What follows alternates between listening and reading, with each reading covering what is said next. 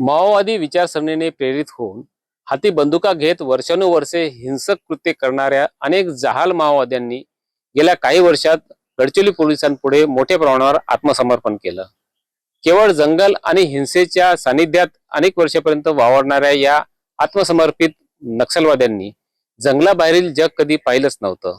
त्यामुळे त्यांनी महाराष्ट्रामधील काही ऐतिहासिक स्थळं पाहण्याची इच्छा व्यक्त केली आणि गडचिरोली पोलिसांनी ती इच्छा पूर्ण केली। भूपतीसह 11 वरिष्ठ माजी नक्षल नेते आणि 42 माजी नक्षल सदस्यांनी गडचिरोली पोलिसांच्या मदतीने अजिंठा वेरूळच्या लेण्यांपासून तर दीक्षाभूमी, लोणार सरोवर, हल्दीरामचा उद्योग समूह आणि दौलताबादच्या किल्ल्यासह शेगावच्या गजानन महाराज मंदिरालाही भेट दिली।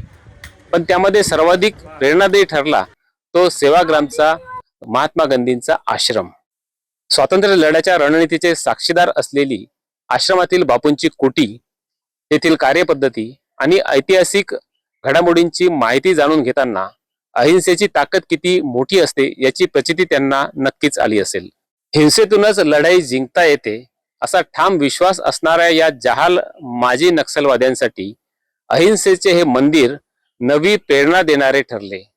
एवढेच नाही तर बापूंच्या आश्रमातील भेटीनंतर त्यांना भूतकाळातील आपल्या हिंसक कृत्यांचा नक्कीच पश्चाताप झाला असेल यात शंका नाही।